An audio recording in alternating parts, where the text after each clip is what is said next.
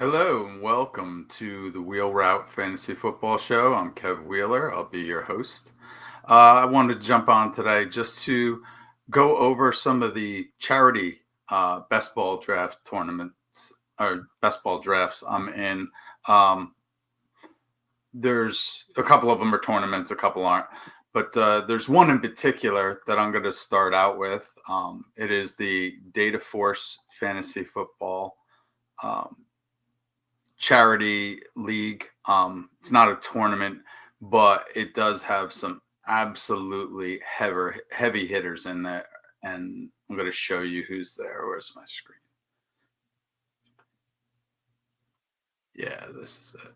All right. So in this league, Matthew Hill is the creator of it. He works for Data Force Fantasy Football, and you can get to Data Force Fantasy Football through the dataforceff.com.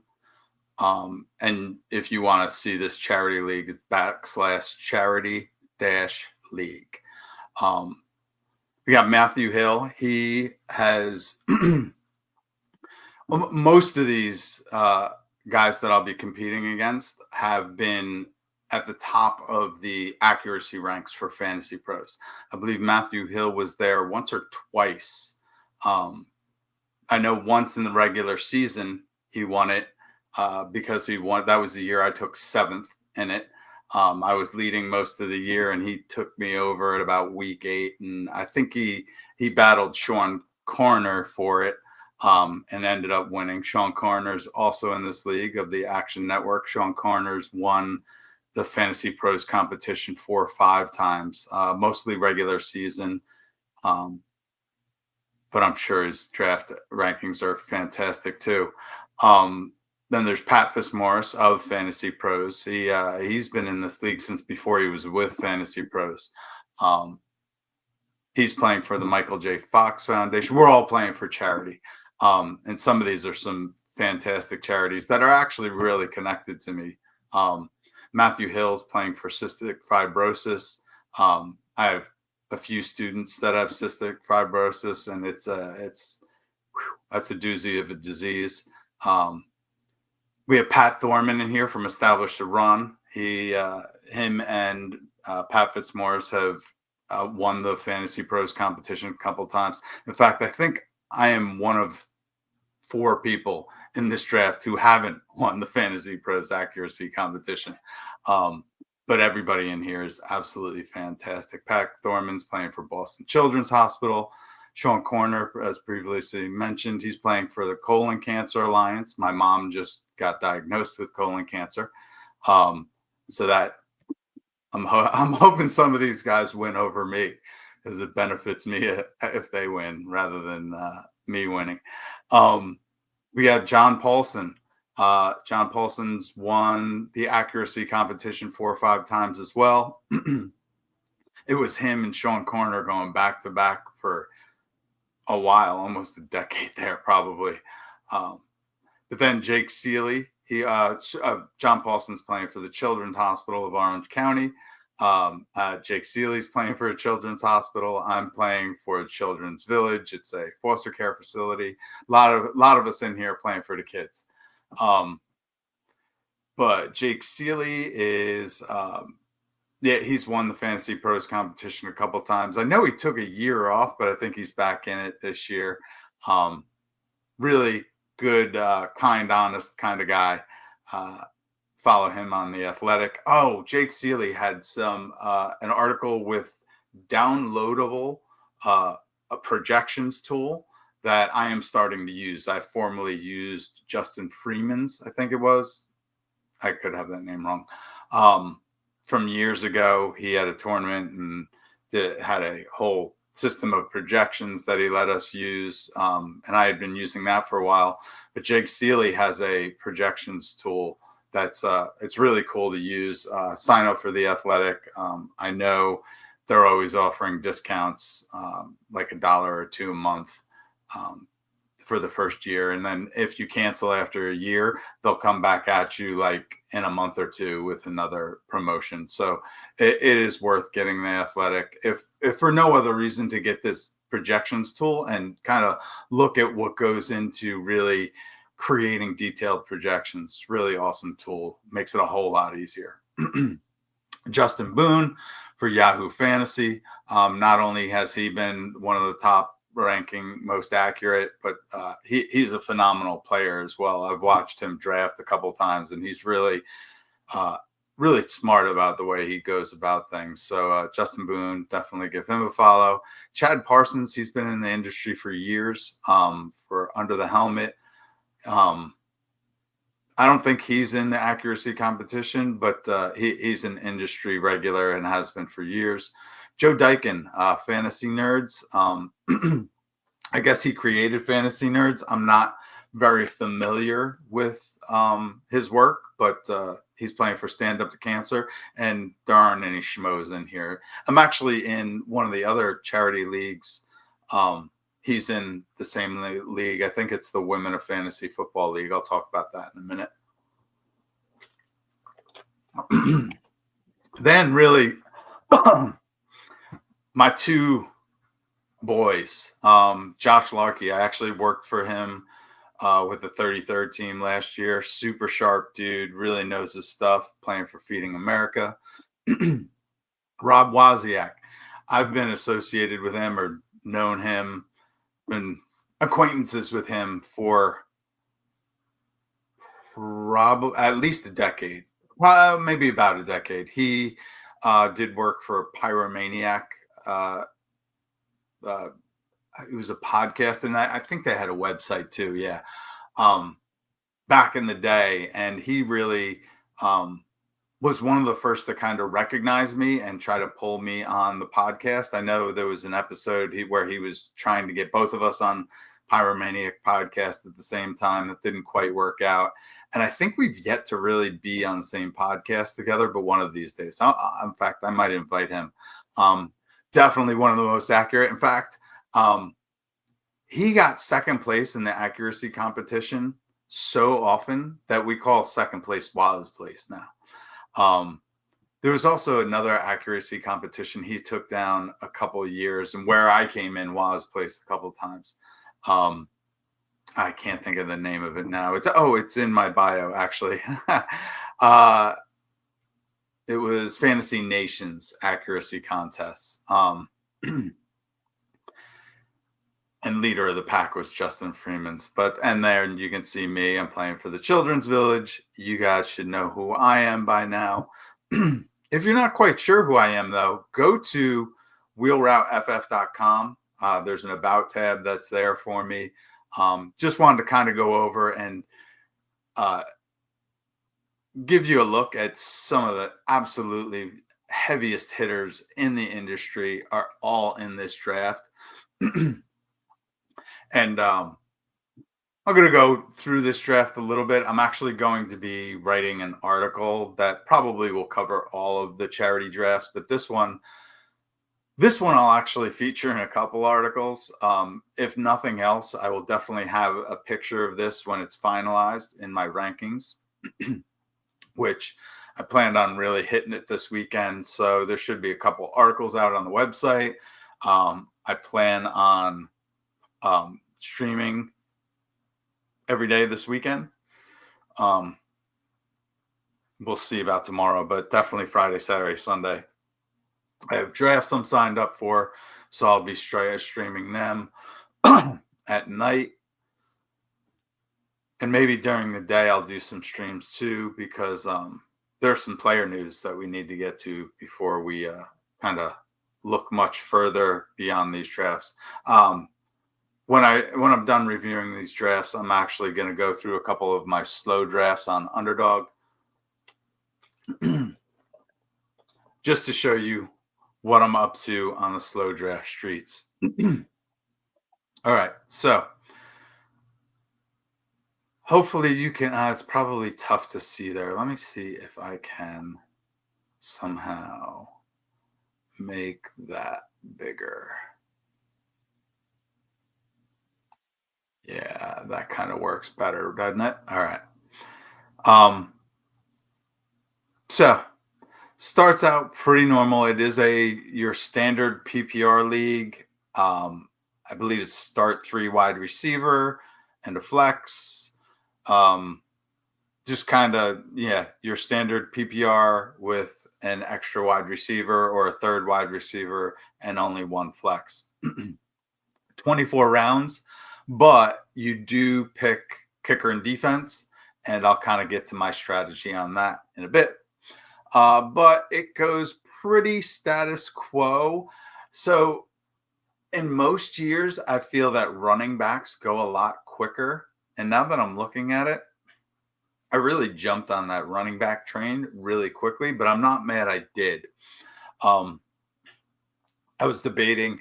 So my philosophy at the 12 hole has always been kind of to split it up just so it leaves you open to being able to go in any direction. I kind of locked myself in, and you'll see that in a bit. But we see with five running backs go in the first round. I was the fifth. So before me, it was seven wide receivers and four running backs. I feel I've been in this draft for several years. I want to say six or seven. Um, and traditionally, running backs go a bit quicker because what you have to realize is that a lot of these guys were slow to get in the best ball streets. The one advantage I had over a lot of these guys in the past is that I had already drafted 200 to 300 best ball um, teams before entering this tournament. So my kind of leg up was my experience with drafting this year. Um, yeah, you need to refresh yourself every year with drafts. If you haven't done any drafts yet, go to Underdog. Use promo code Wheeler. You get a deposit match up to $1,000. And in all honesty, if you have Underdog accessible to you, this might be the best $1,000. The not financial advice, but it's a smart move to make a deposit of $1,000. And you might go, oh my God, I won't play $1,000 worth of drafts in 10 years. Although if you're listening to this, you probably are extremely active in drafting. But while it's addicting, the payouts are massive. They're high end payouts. We'll go over that when I get into the Underdog. But getting $1,000, even if it's $1,000, actually I think it's cash. I don't think you can cash out until the end of the year, or it's $1,000 in credits. Regardless, it's a smart move to get that bonus. When you get on there, you're going to realize how much fun it is. And you can let it sit there for years and just, you know, um, take it step by step and day by day and draft when you want. But it's great practice, especially on Underdog because it's half PPR. If you don't have Underdog accessible, try drafters.com, and I'll do a couple episodes on drafters coming up within the next week or two. But also promo code Wheeler there. The bonus you get isn't nearly as much, but I'll talk about that in the future. So promo code Wheeler on either Underdog or drafters.com. That's my little shtick. All right, upsell. Anyway, so I went at the turn Devon A. Chain and Ashton Genty. Devon A. Chain is a no-brainer for me. Um, I think he's definitely the RB5 with Jonnu Smith gone. He should see a ton of passes and get a bunch of receptions.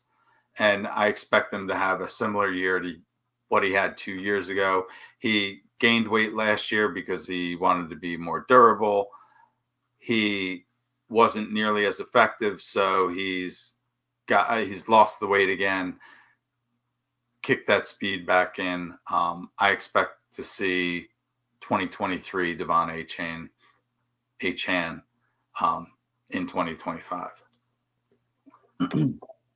I went with Ashton Genty over Derrick Henry. It's kind of a gut call. is more because it's full PPR, and I expect Genty to catch a lot of passes with oh God, what's his name at quarterback? Gino. With Gino at quarterback, I expect a good amount of dump downs to Ashton Genty. And little trick up my sleeve in the last rounds. When I don't get Derrick Henry, I do get one of his backups. And I'll talk about that when I get to the 20th round. Um, after the two running backs, you can see running backs didn't go nearly as quick as I had thought, but there aren't that many to begin with. I kind of depleted the resource for the most part, although Justin Boone, that Justin Jefferson, Jonathan Taylor is kind of it's my favorite start there is. Although Justin Jefferson hurt now, he'll be back by week one. I expect him 100% by week one. But I don't expect him to. I expect him. Hopefully, he'll be back at practice before week one. But even if he's not, he's a top five wide receiver in the league, no matter what. I might slide him down to that, depending on how much or little practice he gets. But that's been one of my favorite starts. Getting Jonathan Taylor at the 210 is really that's scooping value. Same with Brock Bowers at 211. Jake Seeley's start, his first two picks are fantastic. Josh Larkey decides to back up Chase with T. Higgins and scoop Devontae Adams maybe a little bit earlier than he's going in ADP, but with the analysts here, we go on projections, or they do for the most part. I throw in a lot of gut, but they really stick to their projections when they draft. So Devontae Adams is going to project this high. In fact, Devontae Adams is likely going to project higher than, oh, I missed this, Jackson Smith and Jigba going at 209. That is the surprise of the draft. Other than that, pretty standard second round. Brock Bowers going a little bit later than normal. So maybe if you put Brock Bowers where JSN is, and yeah, the end of the second gets a little hairy, but Jake got a gift. And then he comes back with Lamar in the third. I have Lamar as my number one quarterback as well. I don't understand in most platforms I see Josh Allen going ahead of Lamar Jackson. Makes zero sense to me. Josh Allen is actually due for some regression, but Lamar outscored him last year anyway, and the year before. And I think the year before that, but it may not. I could be wrong about that. It's just Lamar is the QB1, and that should be it, no matter where you're drafting. See Josh Jacobs and Chase Brown go. DJ Moore to Sean Corner in the third. Now, what that says to me is that DJ Moore is projecting higher than most people are drafting him. DJ Moore has been falling to the late third, early fourth. In fact, I can. Well, let me pull. I'm going to pull something up real quick. Oh, good. It stayed there. We'll see. I just want to check. DJ Moore went at the 4.7 in a draft I have open on Underdog. Crazy. So if he's going at 4.7 on Underdog, or even in the fourth round on Underdog, what this says to me is that we're making a mistake. We need to rank DJ Moore higher. He projects for more points. Sean Corner's one of the best, if not the best, most accurate. One of the most accurate rankers out there. If he has DJ Moore at the 305, third round, fifth pick, we should be moving DJ Moore up. Now, we see Kyron Williams and Breece Hall go before Omari and Hampton. This started right around It was right after the 4th of July, but we didn't hear the news on Najee Harris. It's come out little bits and pieces, but the news on Omari or Najee Harris had just started coming out. And I knew when I get to my turn, um, I was kind of torn. It was, I already had two running backs and I already had a rookie running back.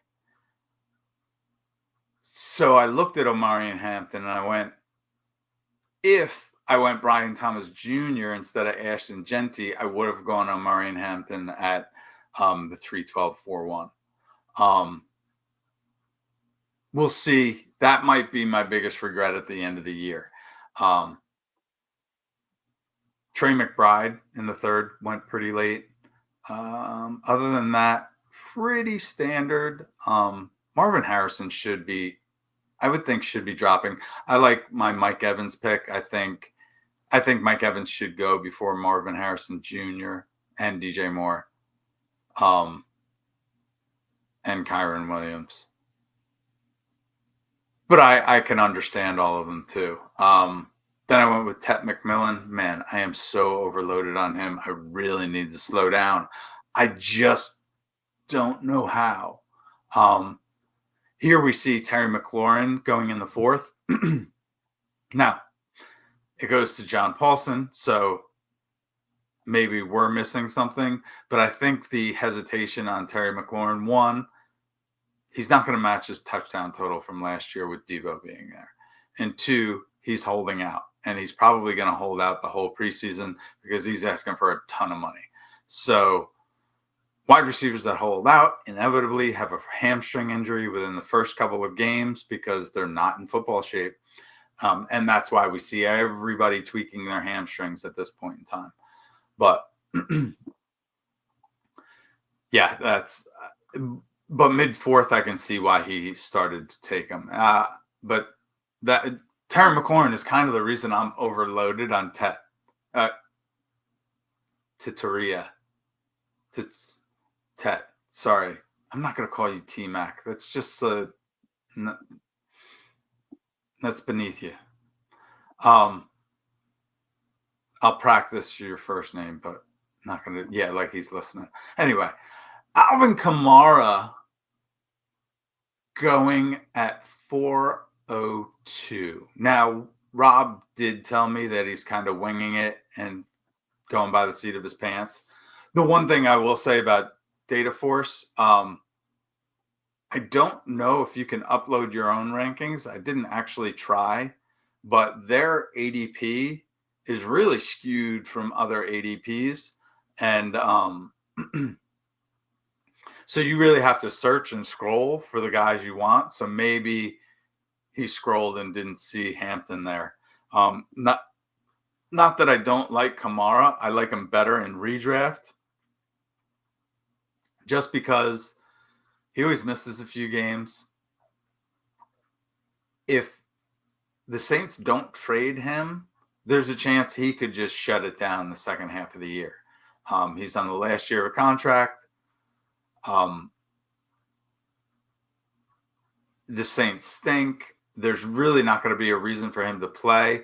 I think the bet there is that he does get traded to a team that's going to need him, and there's a few out there now.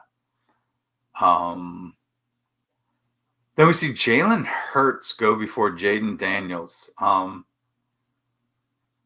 And for each of them, I feel like it's a little early given no stack. I don't know. That I wouldn't have. I might have gone Jaden Daniels there. Yeah, Jaden Daniels in the fourth should be a great pick. In fact, Chad has really got everything just lined up for him. It's crazy. There's some bad picks here, but going Brees Hall in the third, Christian McCaffrey in the first at the 7 hole. Is that what? That's 8 hole. In the 8 hole, that's a steal. Then Brees Hall and Jaden Daniels. He got a few steals there. I wouldn't have drafted Jalen Hurts that early. Then we talked about McLaurin. George Kittle's going middle of the fourth now. It's just a smart pick. Um, Heck, I've been drafting him at 401 in certain leagues. It is what it is. You could get him in the fifth, and sometimes even he would fall to the sixth early in drafting season. That's why you should draft early. But people are starting to realize his value. Although in a full PPR,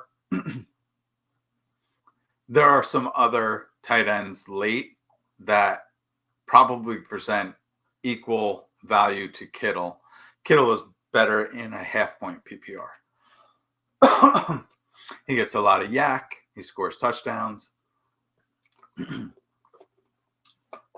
But then again, they are projections probably have Kittle for a lot more receptions than in previous years, just because um, the talent around him is diminished. Debo is in Washington. Ayuk is hurt. The others, Purcell is actually back now. And Ayuk or Juwan Jennings, who I drafted, I think is fake hurt. He wants to negotiate another contract. He really doesn't have much of a leg to stand on. He's got to put up numbers this year and bet on himself, really. Then we see Sean Corner take James Cook. James Cook is due for regression, but if Sean Corner has him this high, maybe I won't move him down. I have been considering moving him past Kenneth Walker, but this is giving me some pause. Matthew Hill takes DK Metcalf. Metcalf has been overlooked a bit, I think, in some of our early drafting. Xavier Worthy to Jake Seeley. And then Larkey starts with a fourth receiver going with Jalen Waddle. And then he comes back with Joe Burrow. I constantly say that, pushing Joe Burrow is the right move and he shouldn't be drafted before the sixth. But I understand why Josh did it. There are plenty of people in this draft going straight from projections, and people probably have Joe Burrow projected fairly high. And I'm going to guess that a third of this pool doesn't really care about stacking at all. Probably, maybe even more, don't care about stacking at all. It's not a tournament, so I get it, but it's still beneficial in a enclosed league, best ball league, just because it's fewer things he's got to get right. If Cincinnati has an amazing year, which they're likely to, Larkey could take this down with just those three picks. So that's fourth, fifth. Okay. So then we go Chuba Hubbard in the fifth. I still think that's too early. I think Chuba should probably be going after James Conner, which isn't too far away, but I still would draft him after Conner. Then Rashee Rice in the fifth. I think this was at the peak of him, his suspension being talked about. At that point in time, I think the prevailing thought was 6 games. I'm thinking more like 3, but we shall see. Then we have Travion Henderson in a PPR. Good pick. Jamison Williams presents a lot of upside. Courtland Sutton presents a lot of floor. Devontae Smith also provides a lot of floor. I bet you the Jalen Hurts drafter was salty that he didn't fall a couple more. Calvin Ridley's due for a big year. He's kind of the end of a tier break, but it's a good pick.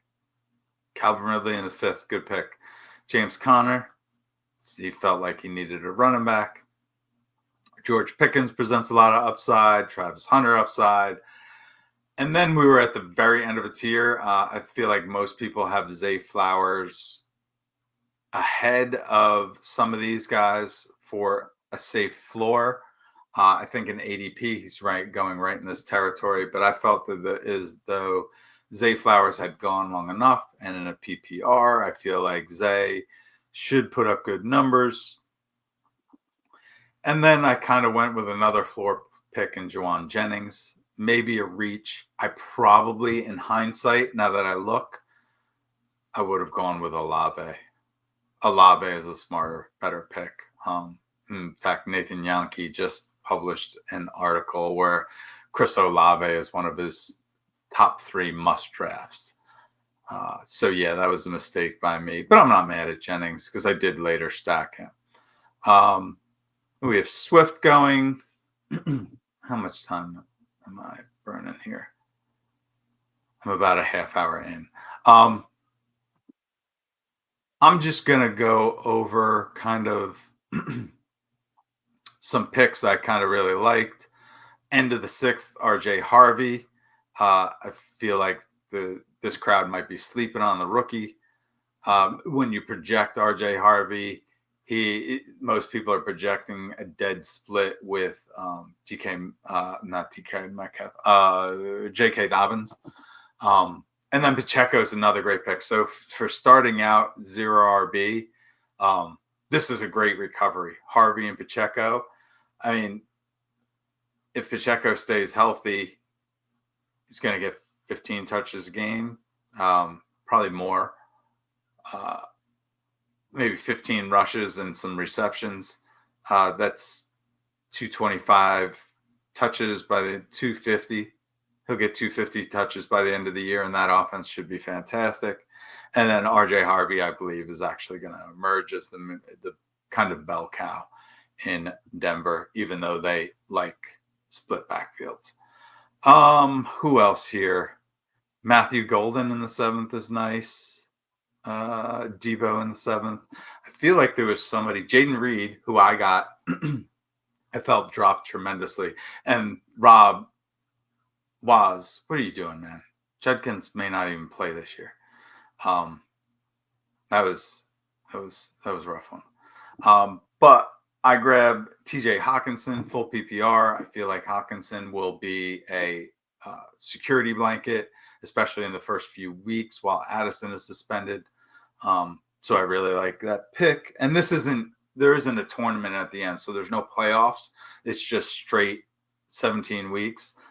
This is much like a drafters draft. So if you log on to there, should be your template to a degree.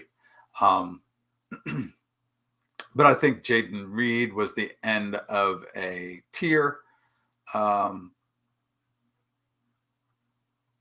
Robinson, I think, was a little bit early. But here's what I'm saying about running backs going early. All of a sudden, they're depleted. And this is the 8th round, right? Brian Robinson, sure, floor guy, not great for best ball. Jalen Warren, maybe, but split backfield. Travis Etienne, news making it sound like he's the 3rd running back in Jacksonville at this point, or at least the 2nd. But more to come on that. I don't fully believe it. It's just that there is some bad news coming out of camp. Let me see if there's anything that really sticks out. Jaden Higgins and Trey Harris going in the 8th. Wide receivers going early. But that is also because the quarterbacks took a long break in between. We have Mahomes at 8:10 and Kyler at 8:12. So Kyler, it kind of feels like Josh was playing a bring back on week 17 there. I don't know. Or maybe he wanted to go 2 quarterback. He didn't want to grab a 3rd, or it doesn't look like he's going to grab a 3rd unless he's going to get one with the very last pick. So he wanted to make this a 2 quarterback team, and that's why he went there. Kyler there. Mark Andrews is going to end up being a great pick with Isaiah Likely out until at least week 1. More on him in a moment. What else do we have here? Andrew Scattaboo. This is the 9th round. Zach Charbonnet. Jordan Mason steal. Sean Corner. Yeah, of course, he projects well. I need to I need to stock up on Jordan Mason. I've got next to none, and that's a mistake. Pittman, I feel like that's a little bit early. Mayfield, Tyrone Tracy, Javante Williams, I feel like that's a little bit early. J.K. Dobbins, I feel that ninth round's definitely early. And that's why even Christian Kirk, I feel like a bunch of these picks are early, maybe because quarterbacks hadn't gone yet. So I went with Brock Purdy to stack with Juwan Jennings and Justin Fields just because he has the best chance of any quarterback ranked outside of the top five to be in the top three. Um, with his running, he sets up for any kind of fantasy football just great. Um, then we see some tight ends and quarterbacks start to go. Rashad White, that's early. Tajay Spears, I feel like that's early. Well, 10th round's about right. Caleb Kraft, Ayuk at the end of the 10th. And Larky killed me here. I was really hoping Luther Burden would make it back to me, but I should have known better. Ayuk and Burden are a couple of staples of mine. They're kind of the last receiver, or a great sixth receiver in the 10th or 11th round. And with Cedric Tillman going before Cedric Tillman, Jake Seeley, man, he's high on him. Tillman, I feel like usually goes in 13th, 14th round. Jerome Ford went super early. I feel like it was a mistake by me not getting Dylan Sampson in the 13th. But I feel like that's early for Ford. Got the quarterbacks going here. Bunch of tight ends went too. Dalton Kincaid in the 11th. I feel like that's early. And Goddard. A lot of these tight ends went a lot earlier in this draft than they do on other platforms, but I'll go with the rookie. He should get plenty of targets, touches. I feel like they're going to use Tyler Warren as that Joker role. I think that's one of the dumbest things, but I'm going to refer to it all the time just because it is so stupid. Then I back up Warren with Tootin. And just so I cruise through the rest of this draft, I'm not going to go over every pick. I'll go over my picks. Some of the 11th, Warren, 12th, Tootin. Then on the way back, that's why I was hoping to get Dylan Sampson in the 13th, but he didn't make it to me. So I went with Isaac Garendo. I have very little Garendo, but since I don't have McCaffrey, I kind of wanted a home run hitter, a possible home run hitter there if McCaffrey goes down. And then, all right, so that's the 13th, 14th. I wanted to just lock up my third quarterback, and there weren't. I just feel like Tua is falling too far in many drafts, and it wasn't a strong stack, but I figured with Devon Achane, it does qualify as a stack. There will be plenty of dump downs to Achane, and Tua will get part of his receiving touchdowns. So that's why I went Tua. Then the 15th, 16th, I went with two kickers. I only want to carry two kickers. It's probably smart to carry three, but I really wanted to consolidate one of the onesie positions because I want an extra wide receiver or running back at the end, rather than get a third kicker. I'm going to be able to squeeze out maybe another stack or another running back. Yeah, I'd like to go 6 running backs. I'd like to go 8 receivers. But as you can see here, I went with a third tight end, a third quarterback, and I went with a third defense. Just there's plenty of studies that show a third of any onesie position is going to add a massive benefit. But the reason I'm just doing 2 kickers is because I drafted the first 2. And while Cameron Dicker may not be the second best kicker, I kind of felt better about him than Will Lutz or Jake Bates, or I do like Fairbairn. But some of the others just presented too much risk to me. And Brandon Aubrey, kicking in Dallas. I think he should have another amazing year. Cameron Dicker had a very good year last year. I don't see any reason why that doesn't repeat. Harbaugh as the coach, he's going to play it safe most of the time. Cameron Dicker will kick plenty of field goals. Then the third tight end, Mason Taylor, is a stack with Justin Fields. Pittsburgh defense, I feel like they're setting up. Although that was my Pittsburgh defense was kind of my Cordell Patterson play. I thought they cut him right after I picked, like literally an hour or two after I picked the Steelers. They cut Cordell Patterson. I just think with this year's new kickoff rules, I thought Patterson was going to really go off, but I still think if they're getting rid of Patterson, they have something else up their sleeve for those kickoffs. And then Michael Wilson is he's a boom week guy. He's kind of always overlooked. Going in the 19th round seems incredible. So scooped him up there. And then just grabbed a couple defenses, no particular preference there, really. Just kind of went with the teams that didn't have the same bye week. And the Miami play was kind of a stack with Tua, kind of a yin yang, ham and egg kind of stack. And then my secret weapon at the end of most drafts, Keaton Mitchell. It is, even if Derrick Henry stays healthy, Keaton Mitchell just needs to see the ball a couple times a game. He breaks them big. He's a explosion type running back.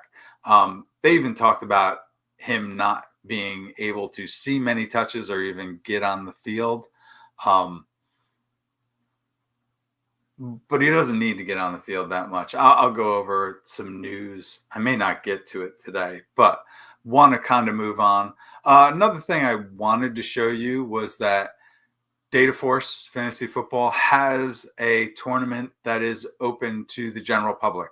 So it's kind of geared towards active duty, reserves, military veterans, and first responders. I'm a volunteer fireman, although I'm not active anymore.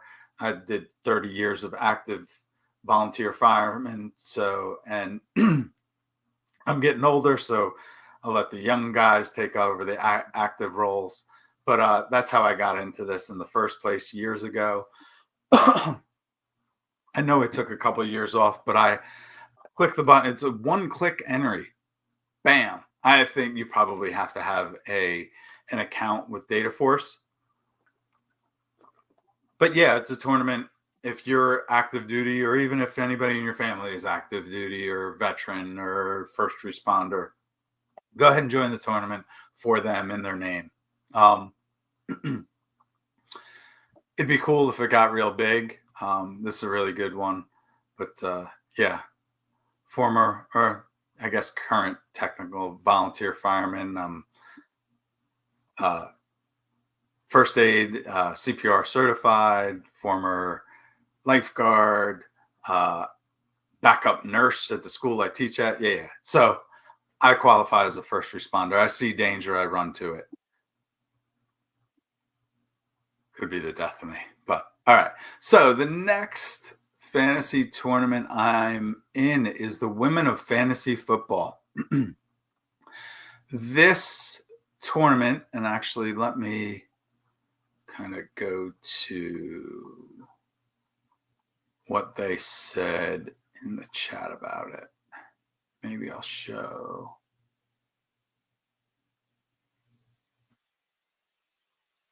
So it's on Sleeper, which I'm not crazy about, but it is what it is. It tends to be where everybody's graduating to. The purpose of the tournament is to raise money for a series of organizations. They're not asking for a buy-in, just a donation.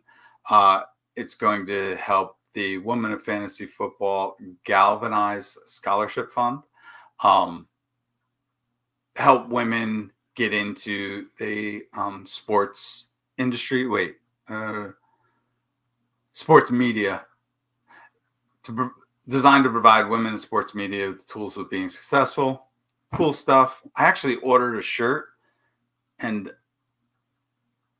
I thought I got it. I don't know what I did with it. I need to look through I need to put my laundry in the drawers. But anyway, so women of fantasy football. Um, it just started out. We are in the fifth round. Oh, I thought I made this pick. All right. So there's some wacky rules here. So don't look at this as a gauge. It is super flex. So quarterbacks are going at a good pace. I don't think too early. And you could see the gap again. You got the five quarterbacks on the first seven picks. And then, wow, the end of the second round, beginning of the third, before Mayfield and Mahomes come off. And then another delay. And I kind of took off after I went Murray and Fields at the turn there. But it's super flex.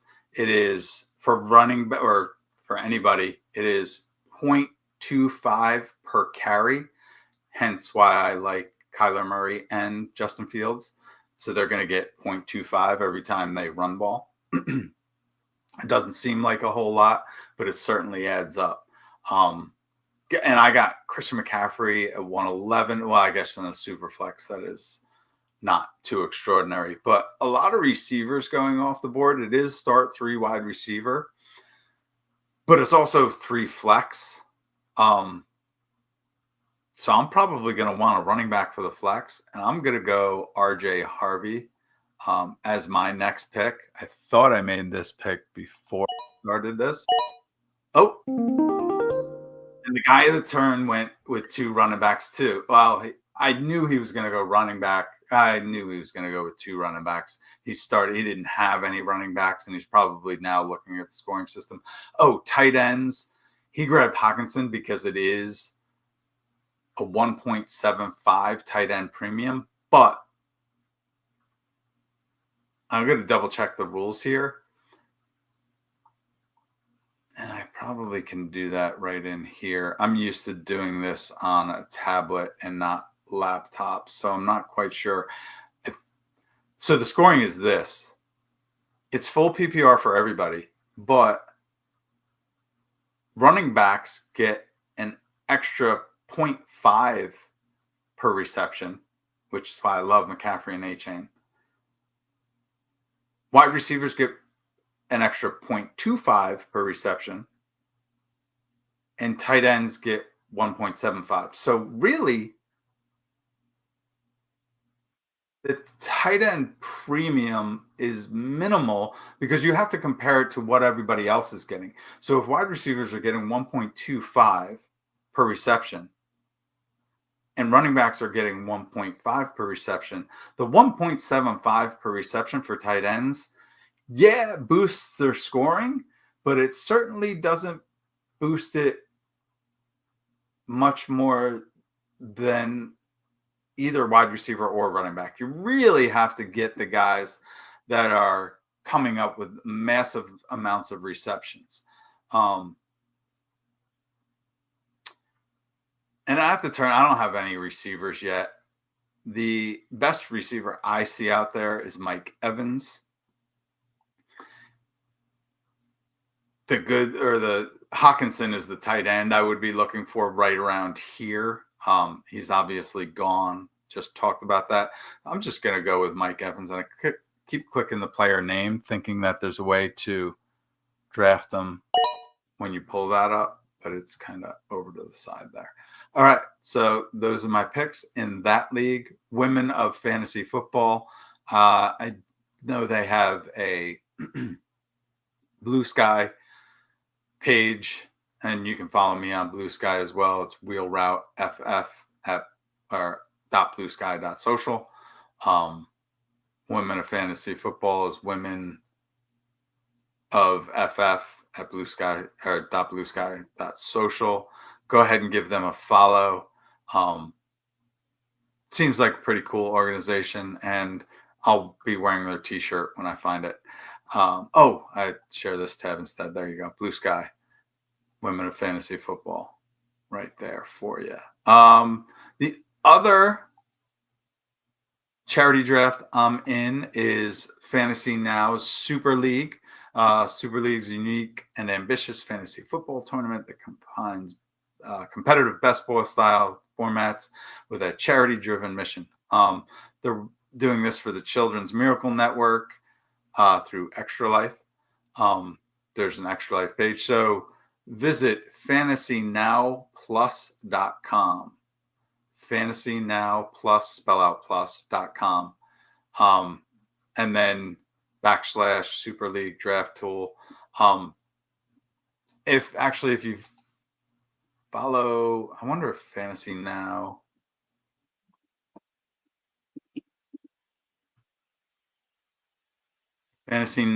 Plus on Blue Sky. I am following Fantasy Now Plus.com. You can see that there. All right. Let me get back to Super League. They have a draft tool where you can see ADP. But again, this is another scoring system that is pretty wacky. Let me go here, share this tab. So we are deep into this draft. Most of the drafts are done. Just a couple of leagues still lingering around. I think this was the league, or maybe it was the other league, where there are plenty of people from like literally Europe, Australia, all over the world. Um, so drafts like that tend to go slow, but we are one of the slower ones. Um, this again is a 0.25 per carry. Um, there is, I believe there is a tight end. Maybe I should look at the scoring. Uh, no, I'm in the draft, so I can't really look at that. Let's go here. Um,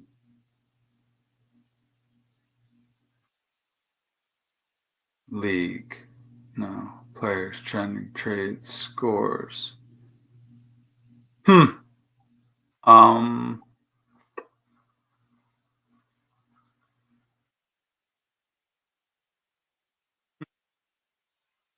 I don't know how to look up the league scoring on desktop. Although here it is. Maybe it's not. League settings. Oh yeah, scoring. Oh, there's bonuses and uh all kinds of stuff. But rushing first down is 0.25. Rushing attempt is 0.1. Uh 50 rushing yard. Oh, TD bonus. Okay. Receiving a reception is only 0.25, but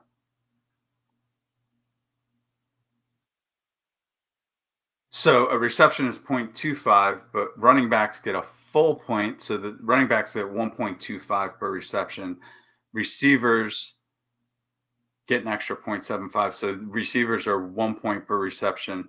And then tight ends get a bonus of 1.3. Um, but again, the receiving first down adds to that too. It really, the scoring is kind of really wacky and makes you think, but there's a little kind of cheat code to it. Um, if you just look up the player stats or click projected points,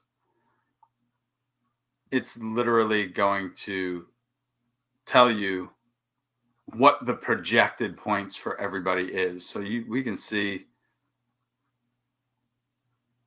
it gets a little wonky sometimes.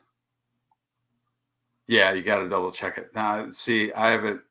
This is why I don't like Sleeper. Every once in a while, I think you got to pull out of the draft setting itself and just look at players or stats, and it'll be better.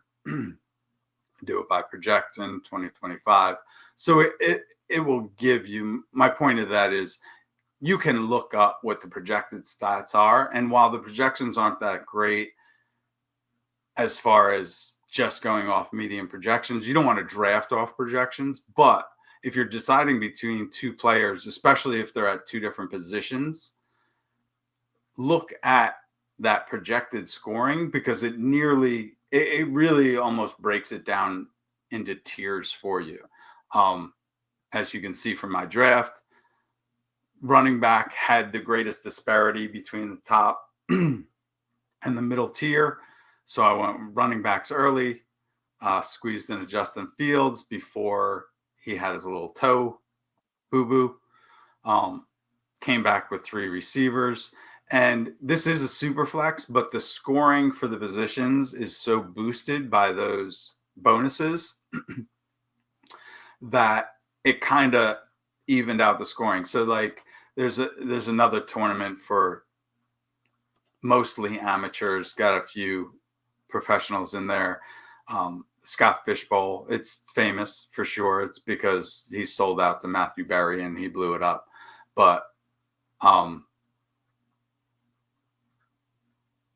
really, the key to that is that every year he tries to make it so that there won't be any position scarcity.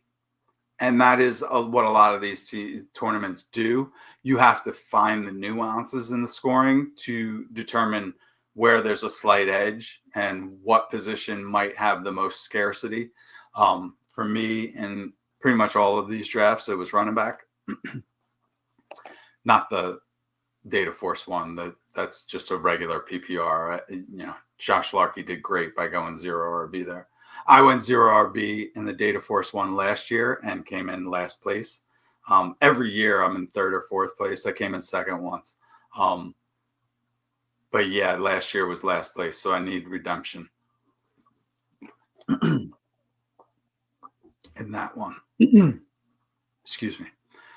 Um, so as you can see here, I started out running back Fields, came back three wide receivers. I stacked Fields with Garrett Wilson.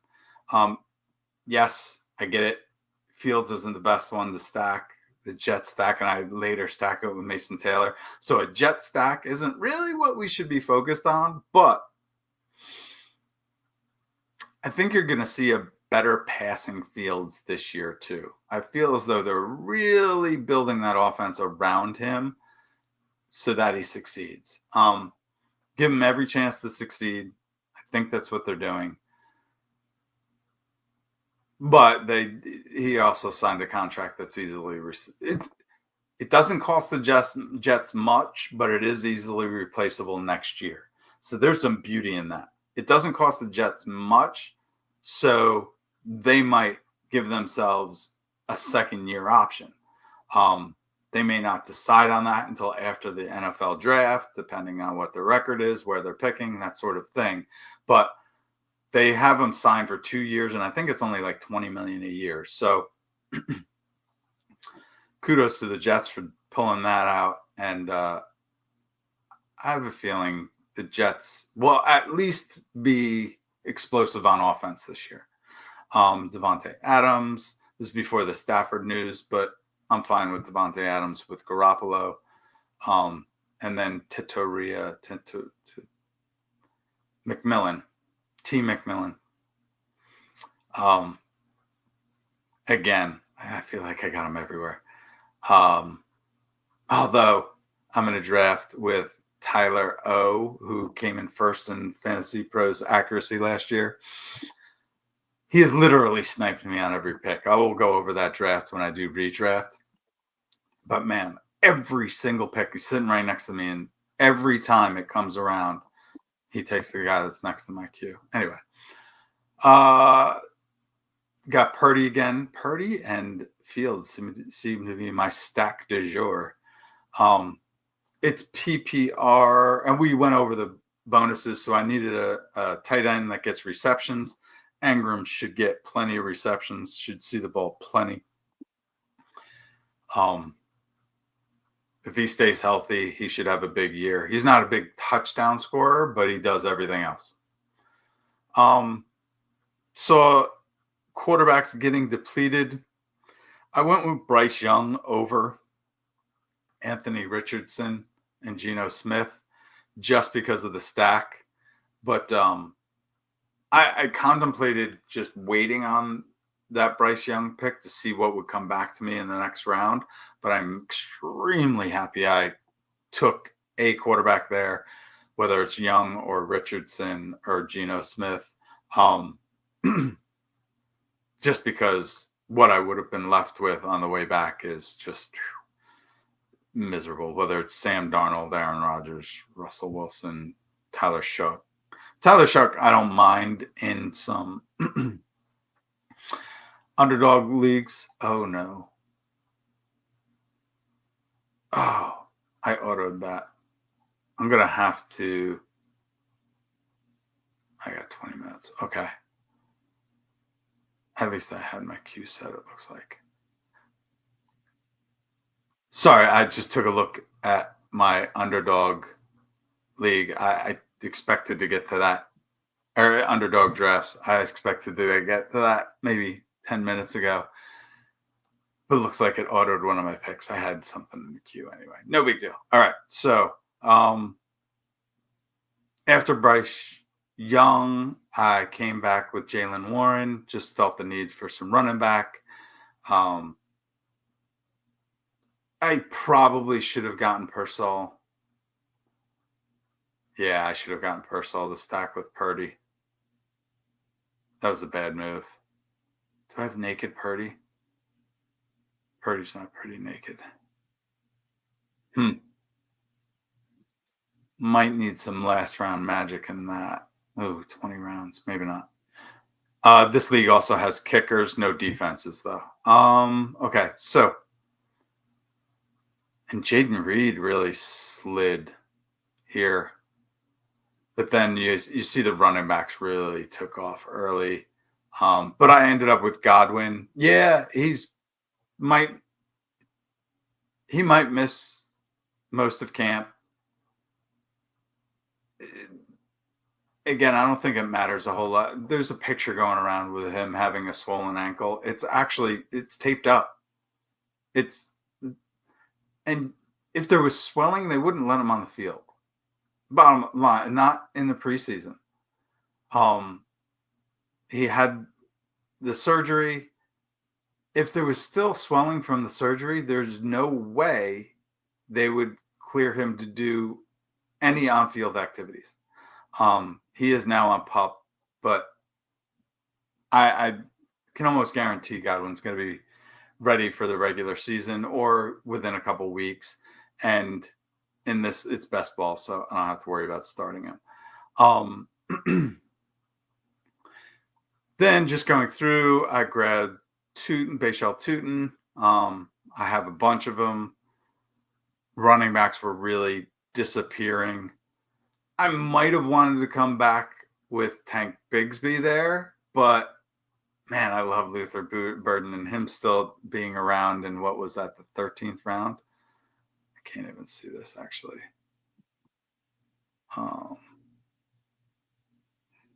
Burden 13-5. Yeah, I couldn't believe it. So I jumped all over him.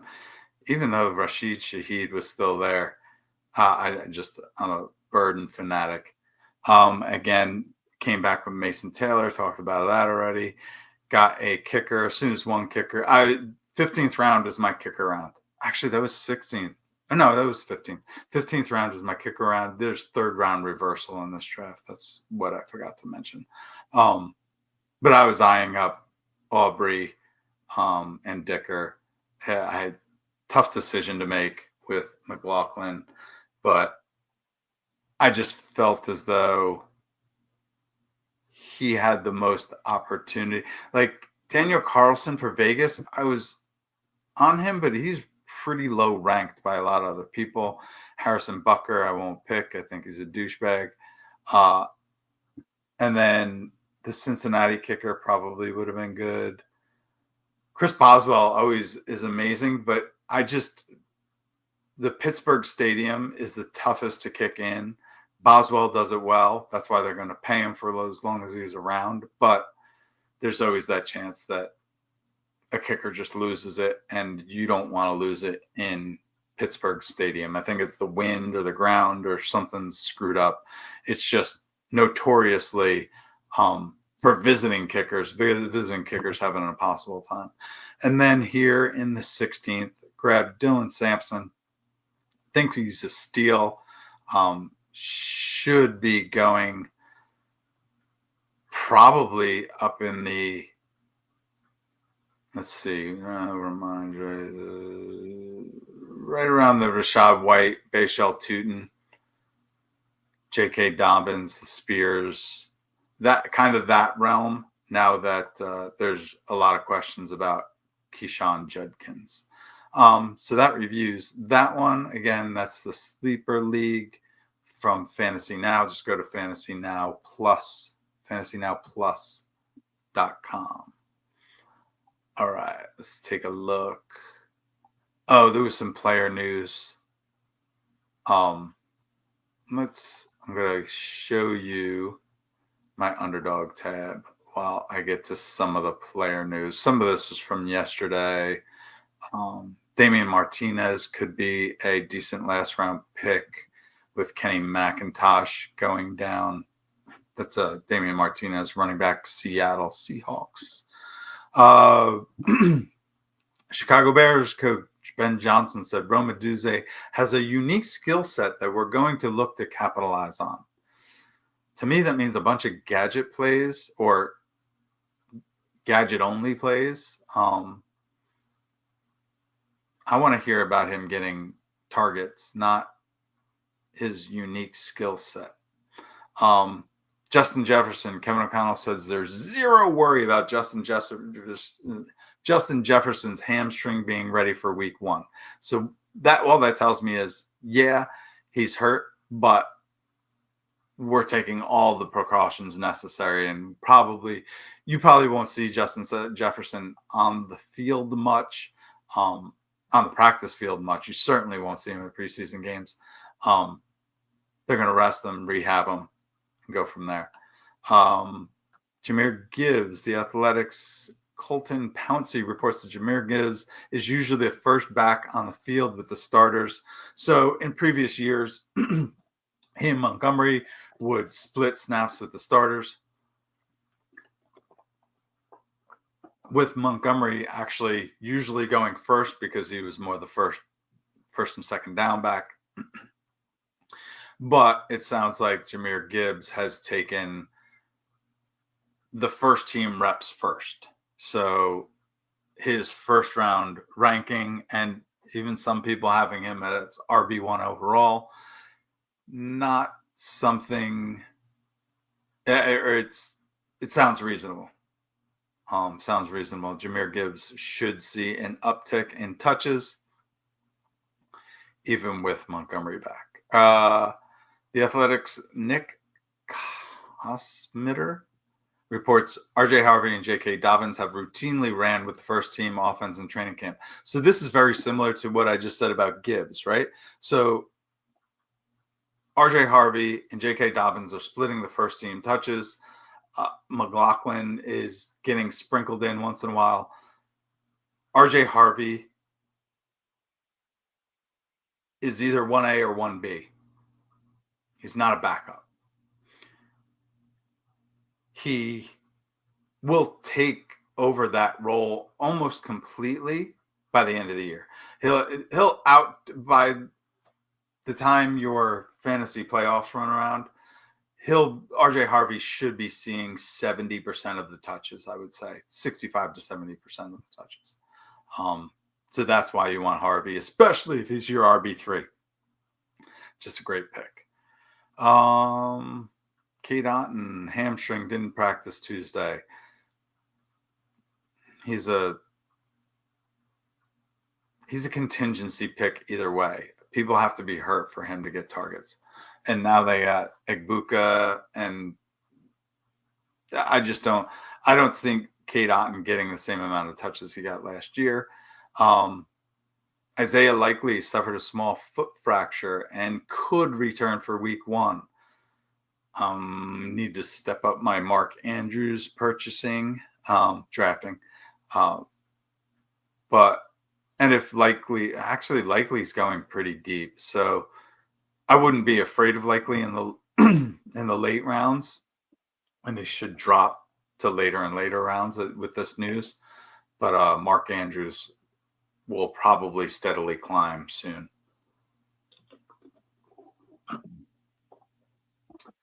All right. Hunter Renfro has outplayed Jalen Coker in practice, but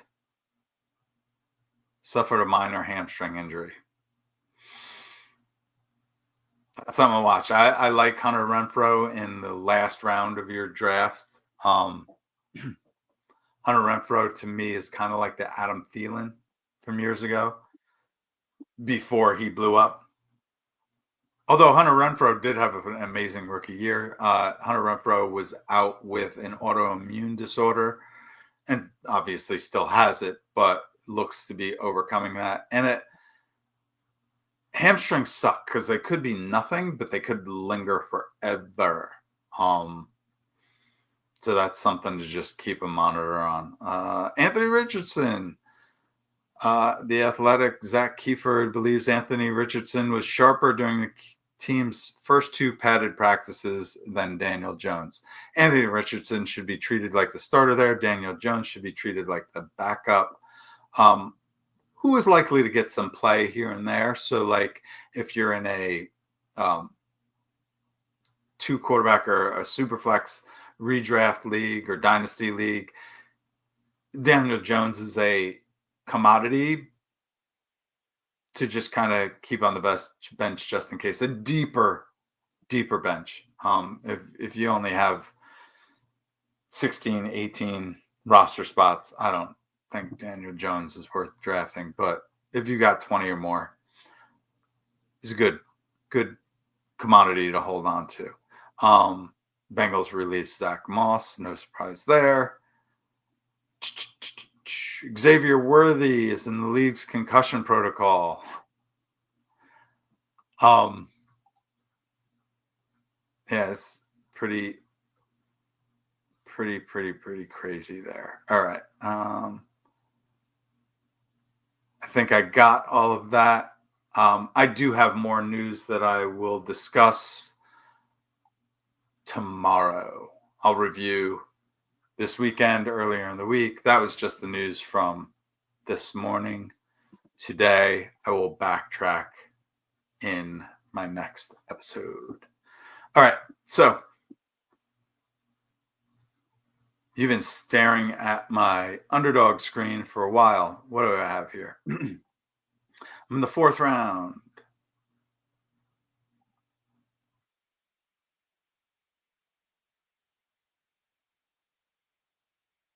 I have Lamar, Gibbs, and AJ Brown. How did I do that? I might have auto drafted Lamar there.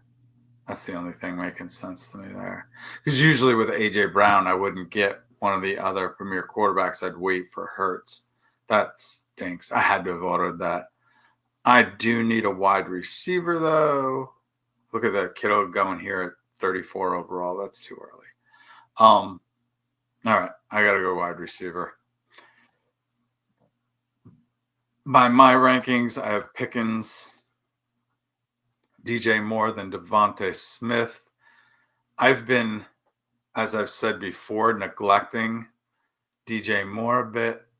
I'm going to get him here just because I know in a slew of drafts I did right before I came on that I I passed him by.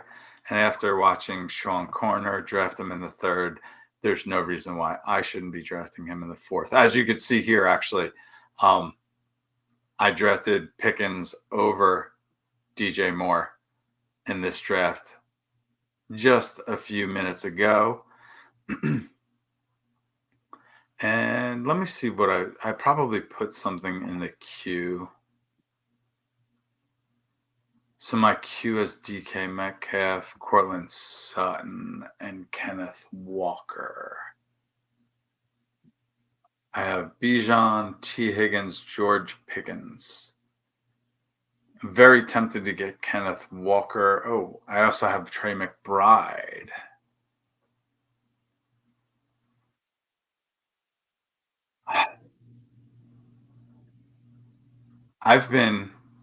I have very little Sutton. I have very little Metcalf, but I know I just drafted him in another league. Kenneth Walker's ADP is right here. This is a tough one. This is actually why I don't like slow drafts, is because I take too long to decide on the picks. Um, if let's see, this is early in the fifth, so I got 18, 20 picks before it comes back to me. There will be receivers. They'll probably be Swift. Let me just look at the board and see what exactly picks. So I'll be 71 and 74. I'm just going to look at ADP 70. Let me snap it to ADP. So I like to look ahead, just 71. Jacoby Myers, David Montgomery, Ricky Purcell, Stephon Diggs. Actually, it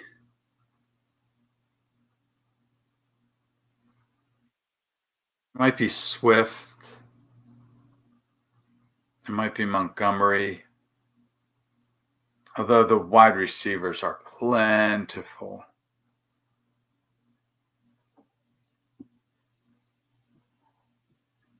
I don't have much Walker. Walker in the fifth looks fantastic to me. I probably should have gone. Next time I have that decision, I'm going to go Sutton, just because I have very little of them. All right. So, as you can see here, I've got a bunch of Chihuahuas, Pomeranians, Shepherds. Um, when there is, when it's 50 max or less, I like to max those tournaments. Although I think it was the Pomeranian. I entered 25 expecting it to last a little while, and then I was going to add another 20 later and do a couple fast.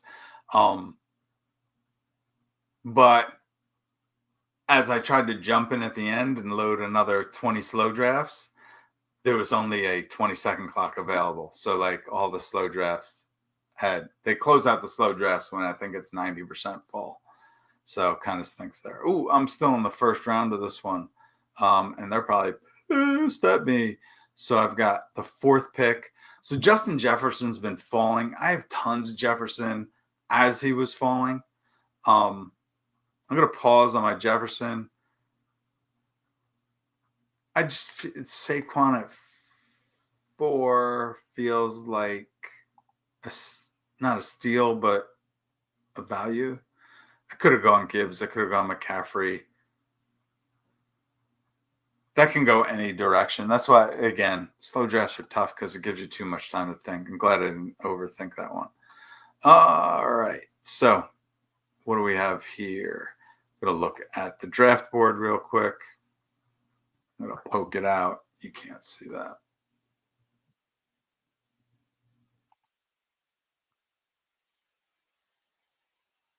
Oh, all right. So, I'm at the end of the fifth. I stacked McLaurin and Daniels. I haven't done this a lot late. I haven't done this much at all. Just because I don't think McLaurin's very much of value. But I do remember consciously thinking, and this was at the very beginning of McLaurin's holdout. Um, I remember thinking, oh, if I grab McLaurin, I can push Daniels around the turn. And it worked, but it's kind of a backwards philosophy at this point. Um, and I have very little JSN, just noticing him going at the end of the third. I guess that's about right. I guess that's about right where he usually goes anyway. And that's why I have very little of him. If JSN's available in the late fourth, early fifth, I'm all over it. But still in the third, I hesitate. All right, so I got that stack. I can go running back, receiver. Let's see. Back or receiver. By my ranks, I have Travis Hunter. Oh, I got to drop Mixon. Why do I have Mixon that high? No, definitely need to adjust that. I haven't adjusted my rankings in quite a while. And that's why I should be doing this on the tablet, just so I can see all the. Oh, you know what? Let me open that like that. That way I can see a few more people. Although I like, mm, yeah, Travis Hunter by my rank and ADP, but Alvin Kamara, I have so much Travis Hunter and so little Alvin Kamara. But again, I pick him 4 picks.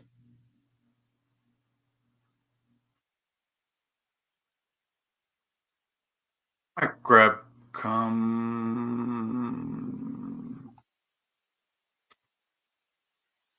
I grab Kamara here, even if I don't get Jennings, Olave should be there.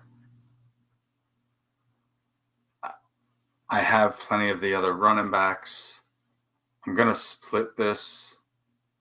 I'm gonna go Kamara here with the hopes that on the way back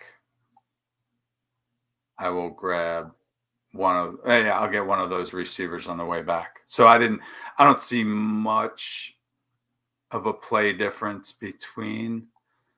I'm gonna put Olave ahead of. Oh, Travis Hunter wasn't a value at ADP. We'll see. I'm gonna get one of those three receivers.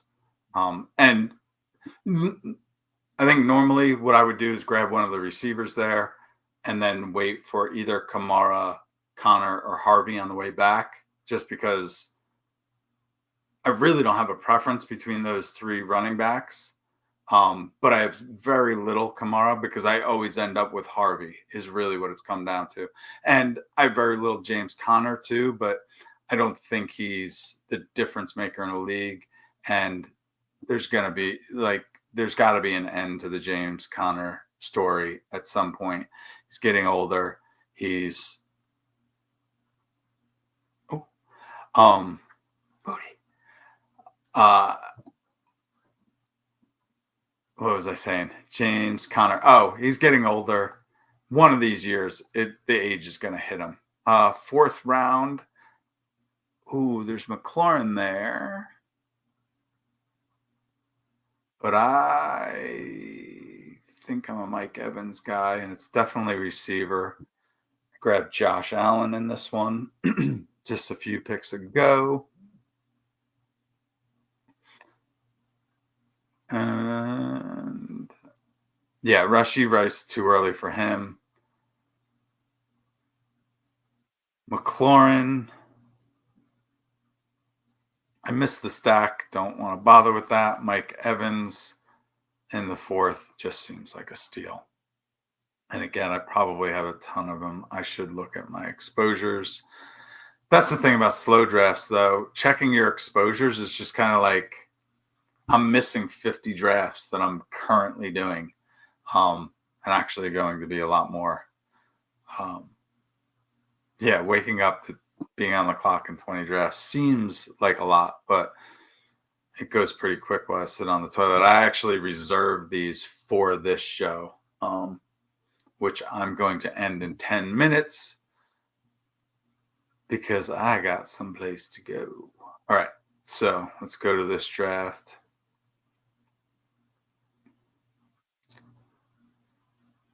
Godwin's the only one I have in the queue. Let me take a look at the board. Where am I? Chase McBride, Chase Brown, Pickens, DJ Moore. I tried to push Burrow, but some idiot with a black badge. Oh, you have T. Higgins. Okay, not an idiot. Smart. That's the problem with. Oh well, he grabbed T. Higgins in the second. Maybe I should have seen that coming then. Maybe I did. Uh, I do like Pickens, DJ Moore at the 4-5 turn. So I could go. I could go running back receiver here. It's probably a good idea to split running back and receiver. Definitely no mixing. Um, so ADP has Montgomery and Purcell. Yeah, Joe Mixon. He's in a walking boot. He's injured.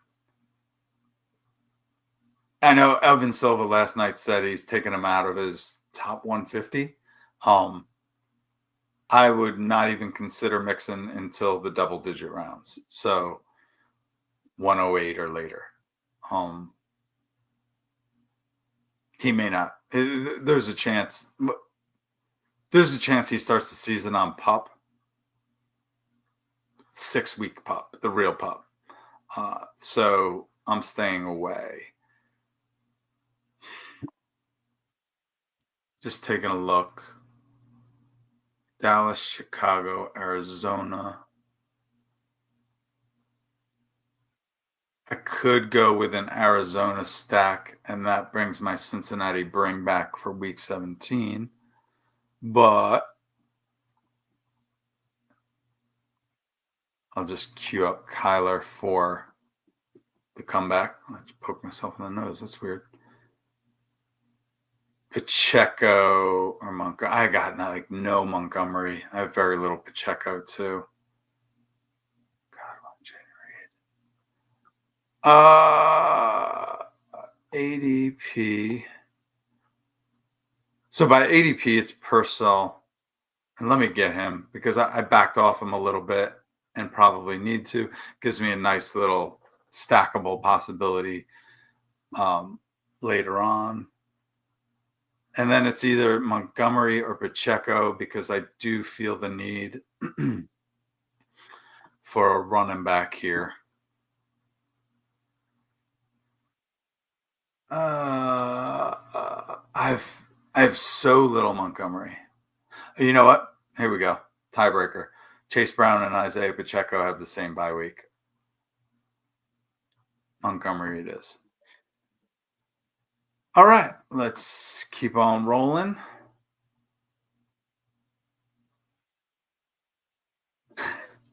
Man, I'm on the clock in so many of these things.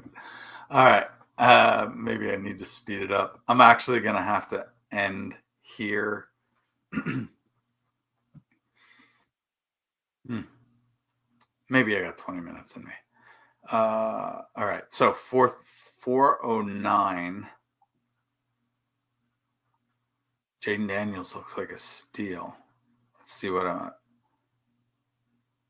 All right, so I have Saquon, Tyreek Hill, Marvin Harrison. Picking at the 409. Jaden Daniels is still there. Just going to queue up a couple of guys, even though just want to check and see. The ADP on Debo is 68.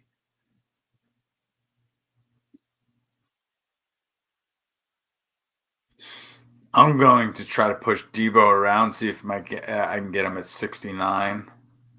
But Jaden Daniels at 409, 4.9, whatever you want to. It should be 4.09 because of the 10, 11, 12. Anyway, not important. I want Jaden Daniels there.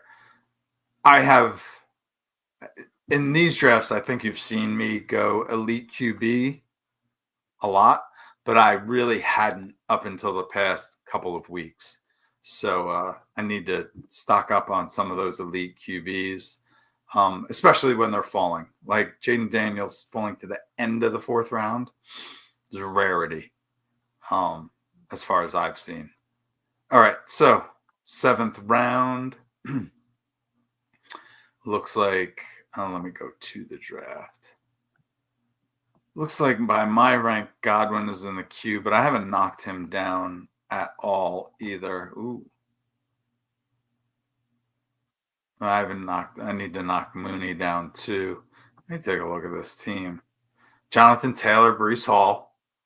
That's kind of Taylor and Hall are on a lot of my teams, especially Dynasty. Um,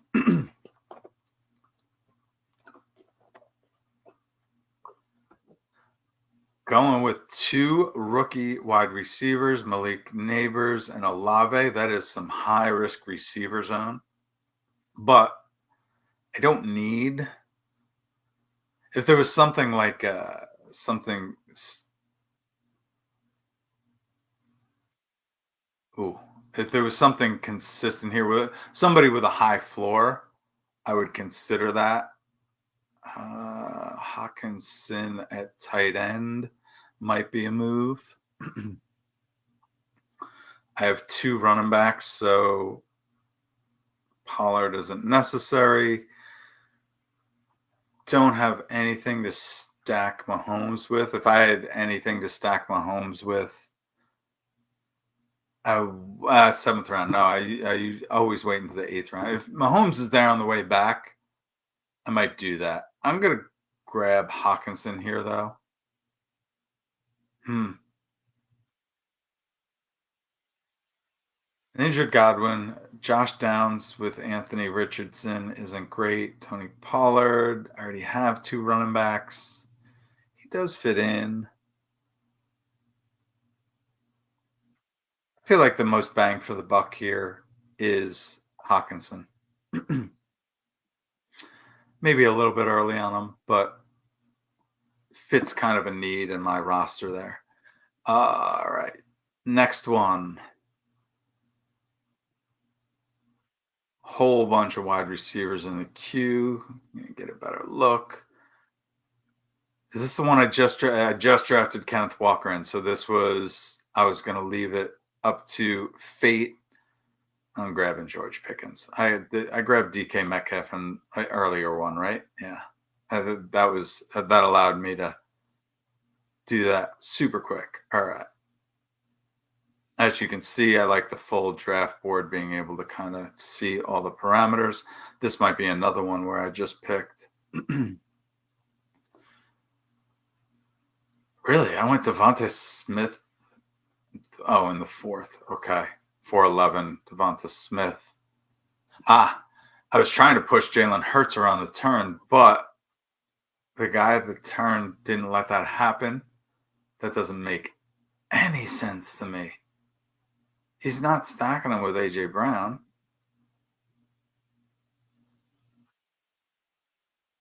0 cents.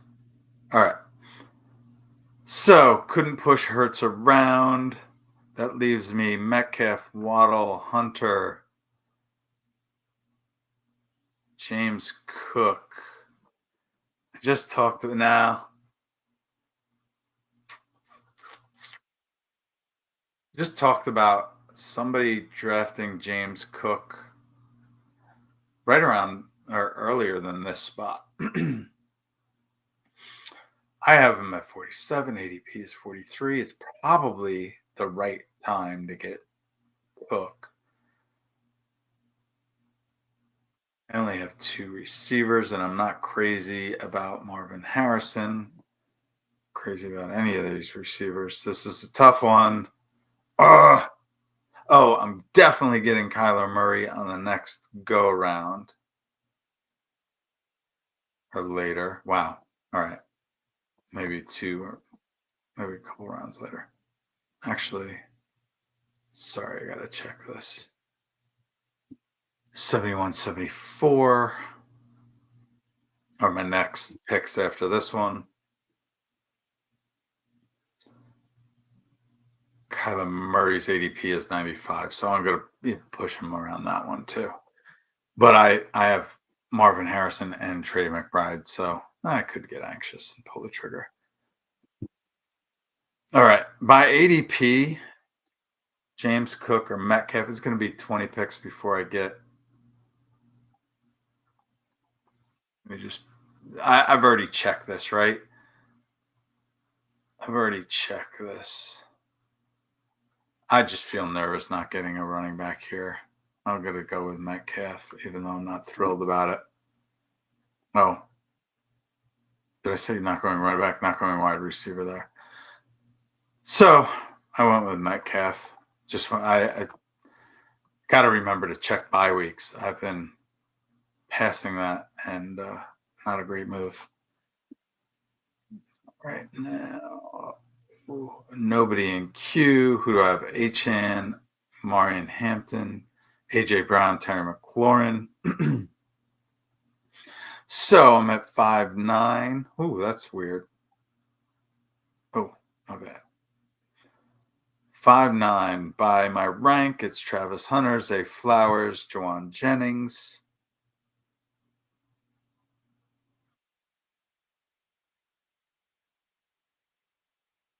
Yeah, I'm not going running back here.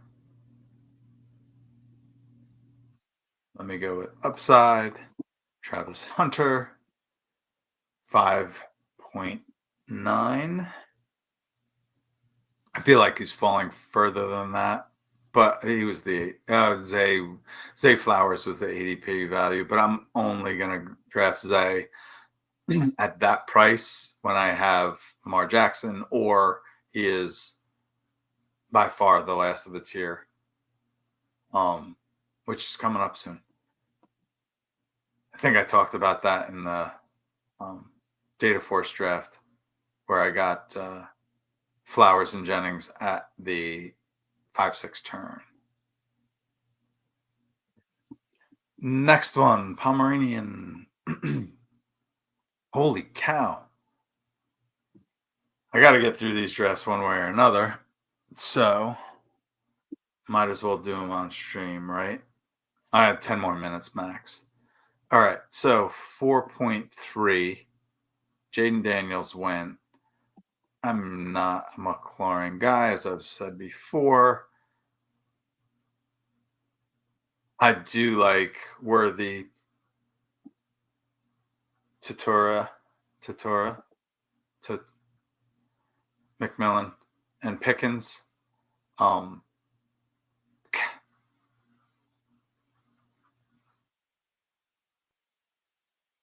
She Rice, no. Tet is higher in ADP than Worthy.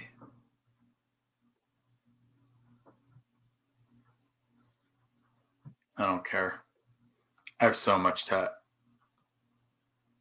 Sorry, Mom. I can't not pronounce it. Or I can't pronounce his name. I just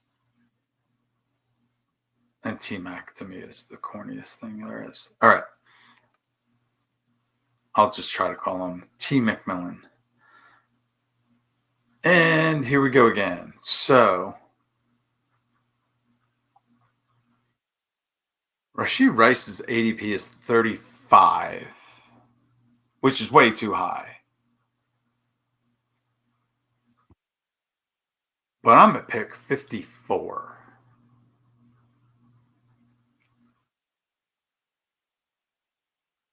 And my and I need wide receiver, but I need wide receiver that'll play. Um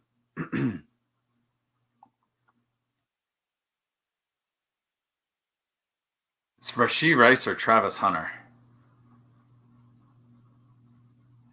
I haven't drafted Rice in a while and almost 20 spots behind ADP. I'm gonna just throw around 5 Rashid Rice.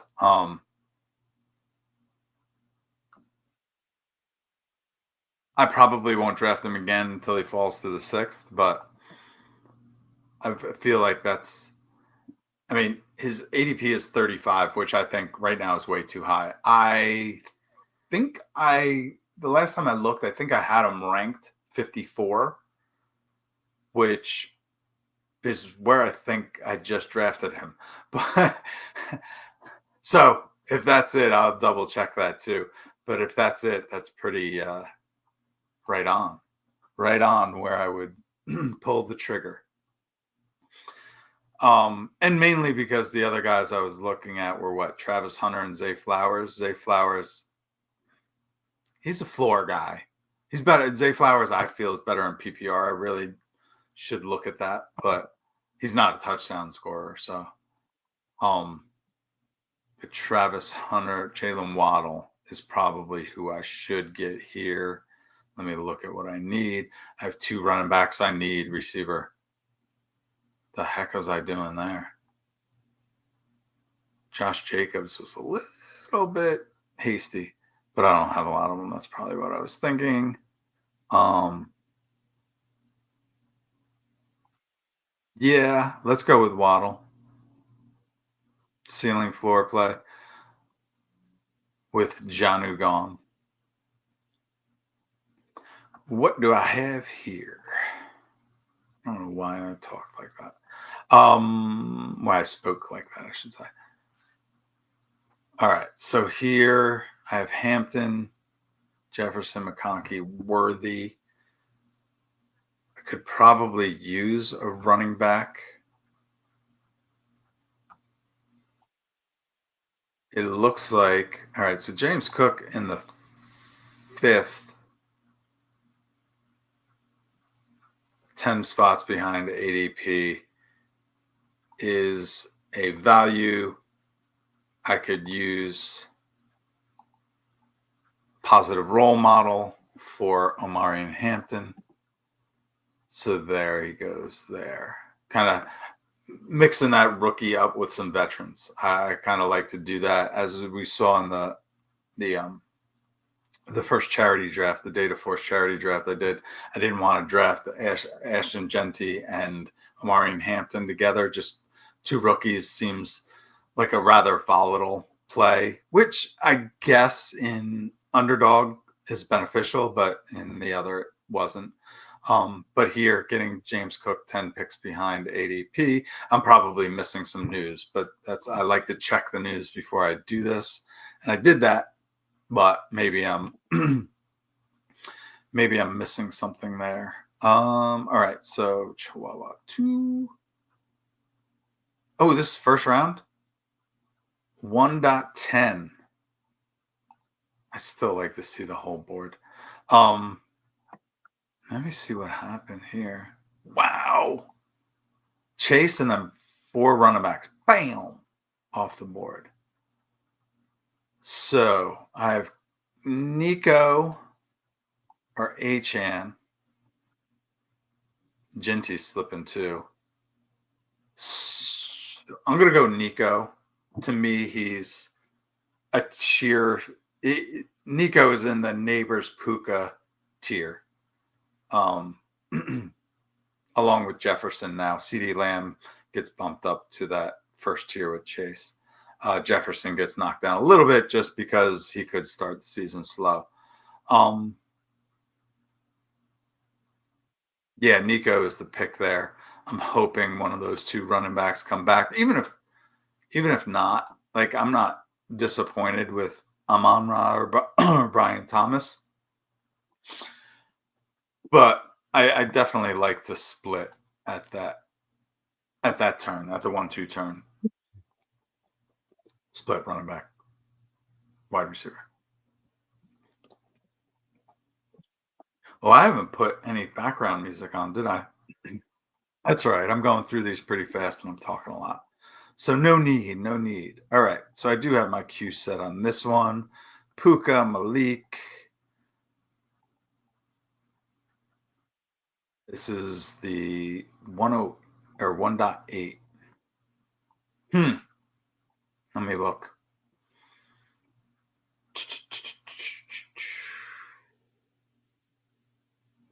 Yeah, same philosophy.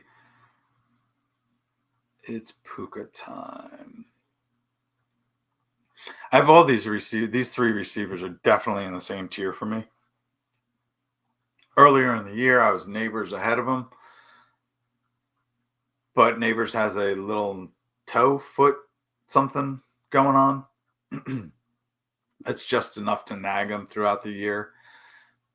Puka, I kind of was shying away from because I feel like he's been hurt every year of his college and pro career for a few games.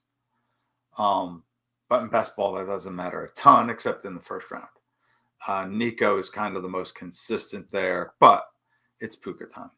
Some of the first rounds, I generally stick pretty close to ADP. And as you can see, I kind of always check it just to see if I can push somebody around the turn. And actually, I should say this too. Underdog, and I guess now DraftKings, although I don't draft on there. Underdog, I've said for the past 5, 6, 7 years. I guess it wasn't Underdog before that it was Draft. This is the most accurate ADP, not in the sense of predictive, but where players are actually currently going. Most ADPs you're going to look at throughout the industry, just about everywhere, are including drafts in their ADP from months ago. I mean, I was drafting back in January and February, and to have that ADP included in the overall ADP is just preposterous at this point. Um, Even if they're going back a month, it's too far. I think Underdog is the past 3 days. So sometimes it's a little bit slow if an injury happens or something like that. Where we can see well, no, Joe Mixon's dropping an AP. ADP reacted quicker than my rankings did, which is not good, Wheeler. Get back on it. All right. I'm rambling too much. I need to get focused. I got two running backs, two receivers. It is time for a receiver. Although fifth round, well, late fifth. Late fifth. I have like no Roma Dunze. We talked about him earlier. Chris Olave in ADP is one spot ahead of Jennings, and Chris Olave gives me more upside.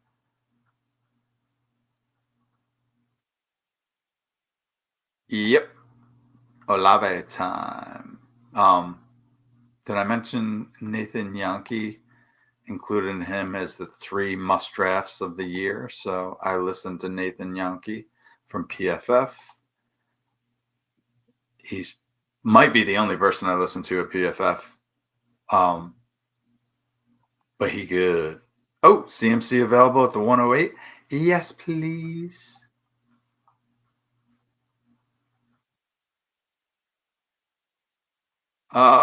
Pomeranian. I still got 5 hours. Okay. So in all reality, I need to get ready and go. This will be the last one I do. Let's just take a look. Jalen Hurts team. So stacking time. No questions. All right.